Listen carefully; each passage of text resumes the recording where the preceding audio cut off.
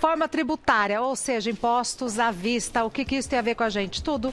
Para traduzir em miúdos, o que a gente escuta no telejornal e tal, e entender como isso funciona na nossa vida, o advogado tributarista Antônio Amêndola veio aqui conversar conosco. Obrigada por ter vindo. Falei seu nome corretamente? Sim, perfeito, Regina. Então tá bom. Obrigado. O que reforma tributária tem a ver com a minha vida aqui no meu dia a dia, doutor? Bom, em primeiro lugar, obrigado aí. Eu queria agradecer à TV Gazeta, ao Mulheres. Bom, um assunto bem sério, que todos nós precisamos estar cientes dele, acompanhar, porque isso acaba impactando o bolso de todos os brasileiros.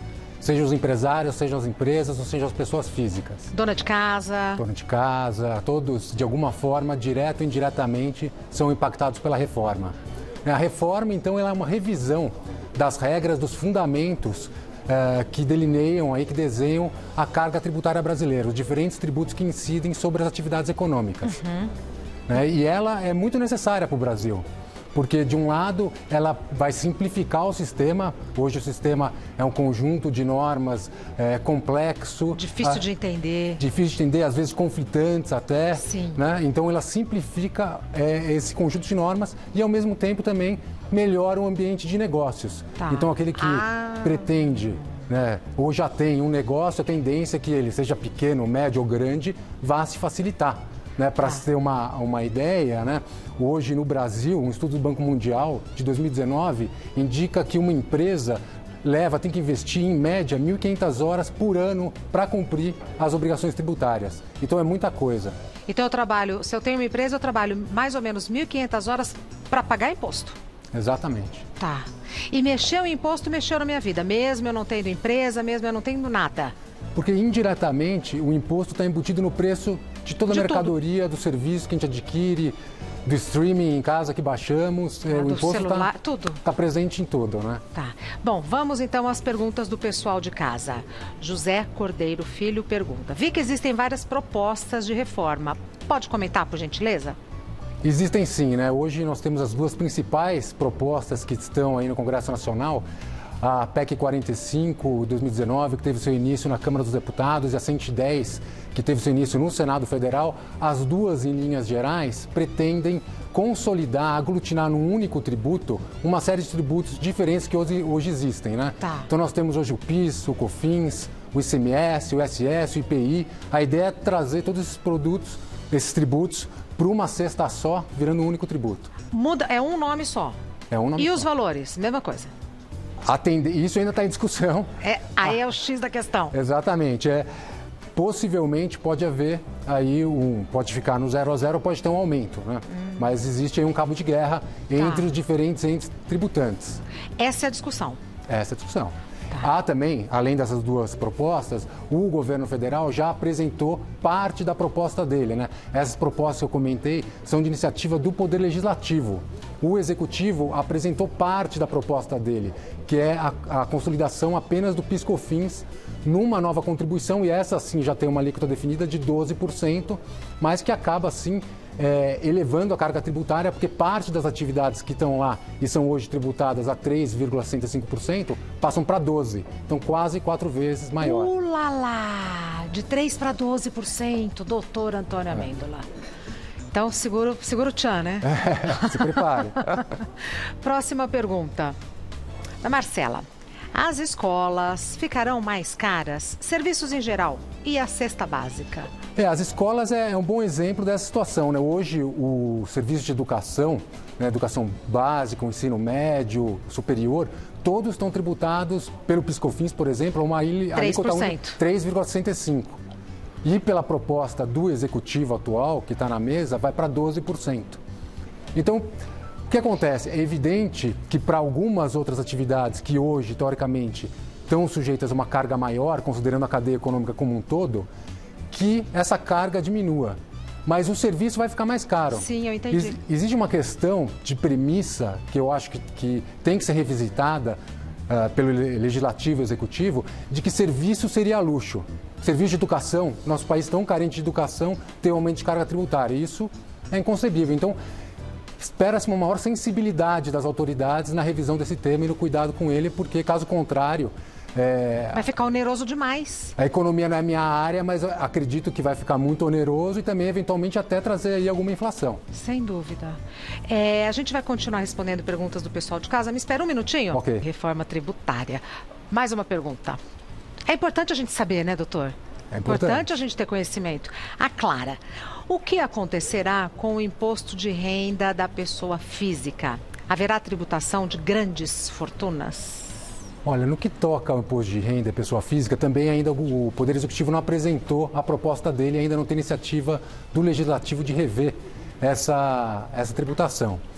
O que se tem notícia é que, eventualmente, vai se aumentar a faixa de isenção, né? Lembrando, o imposto de renda da pessoa física tem várias faixas e que a alíquota vai aumentando conforme o aumento da renda do indivíduo. Que se aumente a faixa de isenção e se criem novas faixas mais altas com alíquotas mais altas. Mas ainda não está claro. A tributação da renda é efetivamente o canal mais correto para se eventualmente reequilibrar a carga tributária de eventuais setores que sejam desonerados com a reforma, né? Por outro lado, também tem expectativa que haja aí uma tributação dos dividendos, dos lucros das empresas recebidos por pessoas físicas, para que haja uma equalização, né? Não tenha-se aquele fenômeno de pejotização, esse tipo de situação. Pode isso acontecer, está no radar das autoridades, deve vir alguma coisa nesse sentido. Então, esperar para ver. A expectativa é que venha até o fim do ano. Existe uma agenda para tentar aprovar a reforma até o fim do ano, mas é um prazo muito curto. Muito apertado para discussões tão complexas. Num ano tão atípico. Ô, doutor, e a tributação de grandes fortunas? Então, esse é um tributo que tecnicamente já foi abandonado e muitas vezes desistido antes mesmo de ser implementado. Porque ele é um tributo que indiretamente já capta riquezas de uma forma ou de outra já são tributadas, né? Então, os países que implementaram ou desistiram, né, e são pouquíssimos os que têm hoje aplicando. No fim, o efeito, eventualmente, é afastar o empresário, justamente aquele empresário que está fazendo fortuna hoje no Brasil, empregando, decidir mudar a sua residência para outro país em função da presença de um tributo dessa natureza aqui. Então, o ideal é que não tenha. Sem dúvida. Mais uma pergunta. Silene, a CPMF, o imposto do cheque, vai voltar? Essa é a pergunta de $1 milhão. E, lamentavelmente, também o Poder Executivo, diferente do Legislativo, que apresentou um pacote da reforma, está optando pela estratégia política de apresentar a sua reforma em etapas. E ainda não chegou à etapa onde ele vai apresentar o que ele chama de tributo sobre operações digitais, que aparentemente vai ter muita semelhança com a CPMF. A CPMF é um tributo muito... Não, pode falar. É um tributo muito ruim porque onera a sociedade como um todo, né? A gente ouve que vai ter efetivamente algum mecanismo que permita o ressarcimento daqueles menos favorecidos. Então, mas é muito difícil, né, doutor? E também ficamos todos dependendo da máquina estatal funcionar para ver esse ressarcimento. Agora, a sociedade como um todo fica sendo onerada. Existe a voz do ministro atual responsável pelo tema hoje de que esse tributo vai vir para compensar a desoneração da folha, a tributação, né, das contribuições previdenciárias, cota patronal, uma redução nesse sentido. A ideia é boa, mas o mecanismo é ruim. Talvez o mecanismo melhor seria para aquelas pessoas e empresas que têm lucros muito altos, estratosféricos, que a partir de determinado patamar tivesse uma tributação maior, mas não onerar a sociedade como um todo e também sem menosprezar a realidade, né, que hoje a gente tem de uma série de atividades digitais, de softwares, de soluções digitais que vêm de fora do país para cá, que consumimos no Brasil e não são tributadas. E isso tem que passar a ser tributado, mas talvez esse não seja o mecanismo adequado para tanto. Então, assim, ninguém diz que vai voltar, mas a suspeita é que volte com outro nome. Exatamente. É isso, né? O cenário é esse. Mais um minutinho? Sim. Já venho. Ai, continuando, falar de imposto? Bora lá, mais uma pergunta. Maria. Regina, meu amor, gostaria de saber do doutor se é necessário emendar ou alterar a Constituição Federal. Ai, boa, Maria. Olha, não necessariamente, né? Lembrando, acho que em primeiro lugar, que a Constituição Federal ela está no topo da pirâmide das normas, né? Na nossa legislação. Então, o que acontece? Na área tributária especificamente, a Constituição Federal ela tem que garantir direitos para o contribuinte, né? O seu tributo, o seu patrimônio não pode ser confiscado, por exemplo. Ela tem que definir quem tributa o quê, aonde e quando, e tem que, o Brasil estando numa federação, determinar algumas regras de relação entre os estados, né? Inexistência de comportamentos discriminatórios em função da origem de um produto. O papel da Constituição é esse. Considerando o objeto da reforma que hoje está sendo discutido, na minha visão, a alteração na Constituição Federal teria que ser mínima, apenas para que se alcançasse alguns comportamentos que hoje não são alcançados pela tributação, aqui a tributação no consumo, pensando. Então, por exemplo, locação de bens móveis, de equipamentos, que hoje não é tributada, teria que passar a ser tributado. Algumas operações com intangíveis, né, com software, streaming, direito autoral, que não são tributados por tributos do consumo, passar a ser somente para esse fim. Para as outras regras, teria que ser ou lei complementar ou lei ordinária, efetivamente, para regular. Então, essa é a parte mais fácil. Não é? Essa é a parte mais fácil. Faz ali. Depende do nosso Congresso Nacional e do Poder Executivo. Então...